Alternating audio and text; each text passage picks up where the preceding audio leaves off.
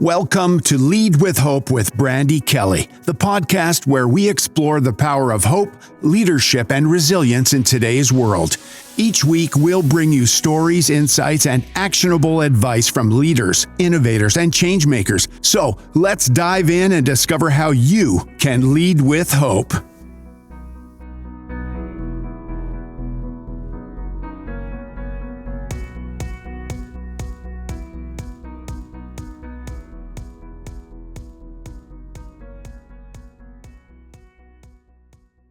Today, my guest is Joe Sanfelippo. He's an educator, author, and speaker. He inspires others to build intention, connection, and direction in our schools. I'm looking forward to hearing more from Joe on this episode of Lead with Hope. Good morning, Joe. How are you? Good. I'm fantastic, man. Thank you so much for having me. I appreciate the opportunity. I'm looking forward to it, Joe. Joe, why don't we just dive right in, and why don't you tell the listeners about you? Who are you? Why did you become an educator? Wow, boy, that's a lot right there. Yeah. I don't know if we got time for that. I'm going to give you this, like the Reader's Digest version for those people who still remember what Reader's Digest was. Maybe it was, I really just always loved working with kids. But I was doing it in ways that like I was coaching and, coaching youth groups. And then I was, working as a counselor at some camps in the summer. And it just always felt, good to be around, kids and helping kids and everything that went along with it. And so that's really kind of how it got started. And then I taught kindergarten, I taught second grade, I taught fifth grade. I was a school counselor, and then I was an elementary principal. And then I took on a superintendency, and I was a superintendent for 12 years, last 12 years, and then retired in July. So this is the first year out of school. And man, I get asked all the time about, hey, do you miss it? Do you miss everything about it? You must love it that you're out of school because you don't have the anxiety of all the, parents upset or the teachers upset or the community upset or whatever the case is. And my answer is I don't know if I love it. I'm just going to be really honest about it. Like I loved being part of a team. I loved making sure that we could sit down and talk to people and connect and help them grow and everything. And knowing that I had that every day and literally right across the street from, at the school was a comforting feeling. And so to not have that on a daily basis is just a different feeling. And we're trying to kind of navigate that and know we're helping people, but at the same time, it's tougher when you don't get a chance to see that impact every day. But I also think that happens with our staff a lot too, because they don't get the immediate gratification for the work that they do. So we can keep moving on at the best we can.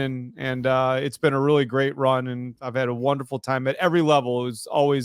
I always felt like I had the best job every time I had that job. I thought, teaching kindergarten was the best. Then teaching second grade was the best. Then teaching fifth grade was the best. Then being a school counselor and coaching high school golf was the best job. And then it was being the principal was the best job. And then for 12 years, honestly, the superintendent was as good a job as you could ever hope for, even with all the garbage that goes on in that role. As you know, it was just a really fantastic job because of what we could help the community do and bring and everything that went along with it. So it's been a really great run. I've had a wonderful time. And now I'm sure that when I get past the idea that I'm not part of the team, this is going to be the best job ever too, because I love working with groups. It's just totally different in terms of being connected to a team when you're doing the stuff on your own.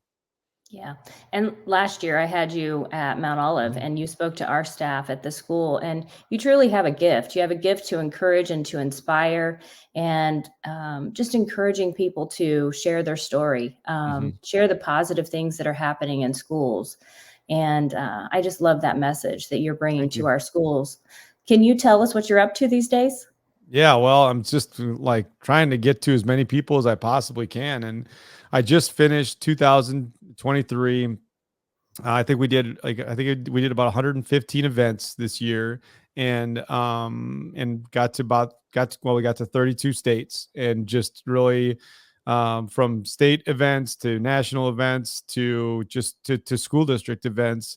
The message was relatively similar in the idea that when we start waiting for people, if we're waiting for people to take care of us, we're going to be waiting for a long time. So how do we take care of each other, make sure that we lean into each other, And honestly, I think the biggest part about the message that I try to bring to people is it's not about quotes and memes. It's about making sure that we have connections, and logistically we can be in a space where we can take care of each other, which essentially means there's actionable items every time that I go and talk to a group. And all of those actionable items, as you know, I hope as you know, that we're not adding to people's plates. We're just making sure that they can recognize, acknowledge, and extend the great work that happens in their space. And when that happens, they figure out that they get some momentum, and getting some momentum sometimes is all you need. Yeah. And it's about the impact. That's when people ask me why I became a superintendent, it's about the impact, what you Yeah. can do for other people, serving other people. And you're doing that on a world stage now instead of just one school district. So, so inspiring. Thank And you. it leads me to the next question. Lead with hope for me is a system of self-efficacy. H stands for habits, O for optimistic outlook, P for passion, purpose, and perseverance, and E for excellence. So of that acronym, what resonates most with you, Joe? Well, I think all of them do. I think it's a great acronym because I think I don't know if you could pull one out and just say, I'm going to be this. I'm going to be passionate, purpose, and perseverance. Like that's what I'm going to be. Or I'm going to be about excellence. I think you have to have all four of those components. And so this is kind of the way that I look at it. So Mm-hmm. if you don't have an optimistic outlook in terms of what you do, you're going to get run down every single time that you walk into a building. Right. And if you don't get a chance to see the great things, you're not going to see the great things. It's like that whole that red car mentality. You know what I mean? Like, Mm-hmm. so Yeah. like that whole concept where if I asked you how many red cars you saw on your way to work today, you wouldn't be able to tell me. But if I said tomorrow, I'm going to give you $100 for every red car you see on your way to work, you're going to pay attention to red cars. That's not my concept. That's somebody else's. But the idea is real. Like when you're more intentional about seeing great things, you're going to see great things. So if you have an optimistic outlook in terms of walking into your school every day, then you give yourself a better chance to see great things. And I think that's probably the biggest piece of starting the momentum. But then that gets right into your habits, right? Because if your habits in terms of how you walk through school and how you walk through your job, if your habits don't reflect what you're looking for the people that you serve, you're going to find yourself in a really difficult position. Case in point, what we model is what we get. So if you are out there and you're putting yourself in a situation where you're not modeling what you want for your group, then you don't get what you want from your group, then all of a sudden they can call you out on the fact that you're not modeling it either. So you lose all your credibility along the way. That's the habit. That's the behavior habit in that moment. The second piece of the habit is what is the routine that allows you to see great things so you can create momentum for your group. So when I talk to groups, I tell them like, what are the first 8 things you do to start your day? And how many of those things bring you joy? And where are those things on your list? And if you don't get to anything that brings you joy until you're halfway through your 8 things, you're not going to see great things. So how can you move things? What are your habits to move things to put yourself in the best position to see the great things, but also put you in the best position to be at your best, which leads into excellence. And if you're expecting excellence from those around you but not expecting it or modeling it for yourself, then it makes it really difficult to have those conversations with those you serve. And finally, the purpose piece to me probably resonates the most out of all of it. And you can be passionate about a lot of stuff and you do have to persevere, but the purpose is really what it comes back to. And when you wake up every morning and you know your purpose, or you can lean into your purpose, or you can give yourself an opportunity to see that purpose on a daily basis and know why you're working so hard, it brings you back the next day feeling great about the work, or it drives you to do the work. I think about when I wrote Lead from Where You Are. I hate waking up early in the morning. I absolutely hate it. But when I was writing the book, I couldn't get up fast enough and I couldn't get to the office fast enough. And I'm getting up at 5 in the morning to get there just to write because I felt so passionate about the purpose that it was going to provide, not only to others, but to me. And when you wake up with purpose, it changes your whole outlook, right?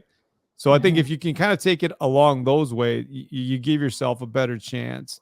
And that's all we're asking for, is to make sure that you give yourself the best chance to not only lead those that you serve, but also put yourself in a position where you can see why you do what you do. Because a lot of times the work that we do gets lost in the job that we do, right? Mhm. So if we can get past the job stuff to get to the work stuff, we give ourselves a better chance. Yeah, I love that. That purpose is that fire in your belly, you know, Mm-hmm. what the reason you get up every morning, the reason you lead others. And I often say that you have to lead yourself well before you can lead others well. And that's a practice of self-awareness, self-reflection. You have to know yourself. You have to know your purpose and what really fuels your passion. So, how would you characterize your purpose in life? Well, I think my purpose it's changed recently because of the just because of the move. I mean, Hmm. for 12 years, people would ask me about well, they'd ask me all kinds of questions, but one of the things that we talked about a lot is, why you spending so much time connecting with people outside of the district? Why are you running yourself pretty ragged? Like I would fly home on a Wednesday and I'd get to school, I'd get home at midnight, get to my house at 2 in the morning, wake up at 6 in the morning and get to school and do the whole full, school day, and then go get on another plane after school and go somewhere else. And they're like, well, why would you even do that? And so I think the idea that I kept coming back to was when our staff asked me that, I said to them, if you feel the way that I feel when I talk about you, you're going to feel really good about the work that you do,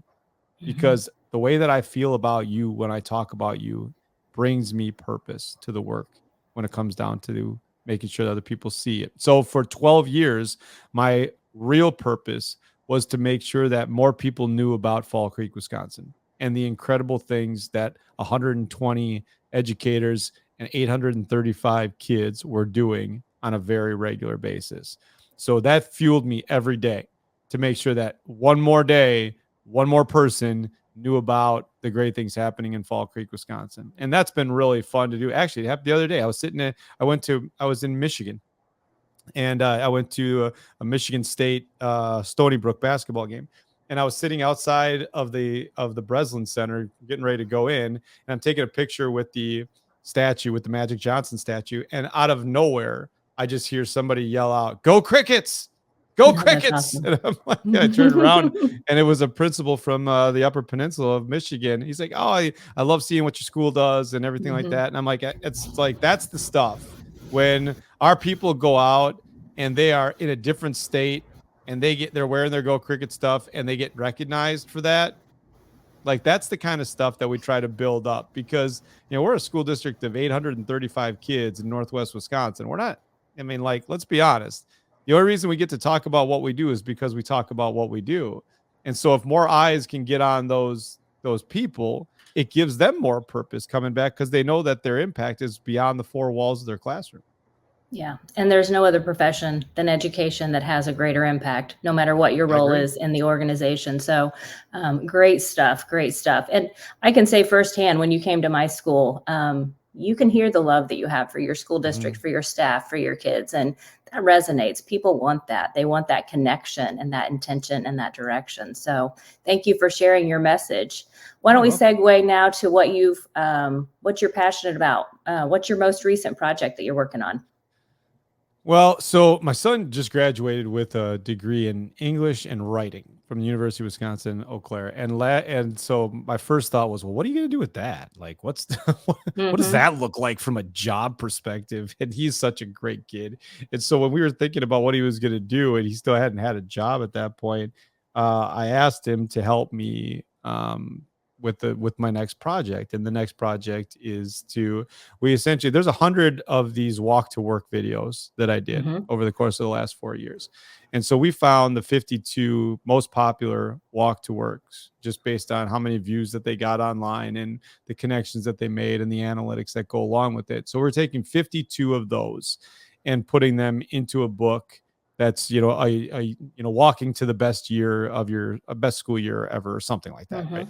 But Mm-hmm. all what we're doing is we're essentially transcribing the entire walk, putting in a 2 reflection questions, 1 activity for the leader, 1 activity for the entire staff, and then a link to the video that you can watch the whole video if you want. And so we're going to do that with 52 of those walks. And my hope is that that comes out. Um, Honestly, I think we were going to do it early, but I think it's better right now if we think about going into the next school year. So if it comes out in, April or May, then we can plan, because it all be broke down by, here's July, here's August, here's September. So all the walks kind of Mm-hmm. go in that order. So it allows you to kind of walk with the year. And so yeah, and I'm tremendously passionate about it, because the walks to work have been, I think, my favorite project, specifically over the last couple of years, because I know that they've had an impact on people, and that's wonderful, and that kind of thing. So, but I also know that, when you're not doing the work on a regular basis, it's harder to get the stories. So I Mm-hmm. want to make sure that those stories continue to go, and I'm going to do some more stuff, some more video stuff, but the walk to work videos will always be, I think, my favorite. Oh yeah, I love the walk to work, and it's just a very quick Mhm. snippet, of it's a message that for me resonated as a leader, and it helped me to reflect on what I was doing and encouraged me to be better in my roles. So I appreciate your video work. It was I appreciate it. very impactful. Yeah. Thank you. So Joe, as we wrap up here today, why don't you tell the listeners how they can connect with you?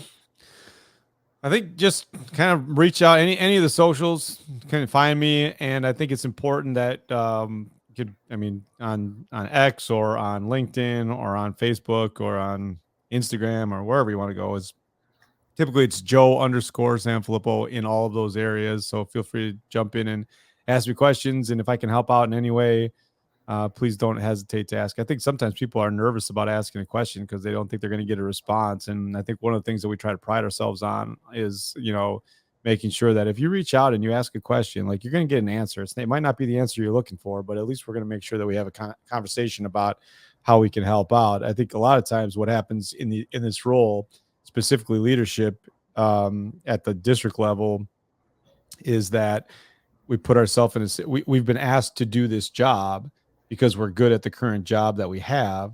At the same time, there's no training for the next job. And then we try Mm-hmm. to do it we get isolated and alone in a job that gets really isolating and lonely. So if I can help out in any way, shoot me a DM, give me a call, whatever works, works for you. So works for you, works for me. Awesome. And I can say from firsthand experience, Joe is an amazing educator, author, speaker, and I think even a better human. So thank you for being on today, Joe. And Christmas is right around the corner when we're recording this. So have a Merry Christmas, and we will talk soon. Yeah, Merry Christmas. Take care, everybody. This podcast is a proud member of the Teach Better Podcast Network. Better today, better tomorrow, and the podcast to get you there. Explore more podcasts at teachbetter.com/podcasts, and we'll see you at the next episode.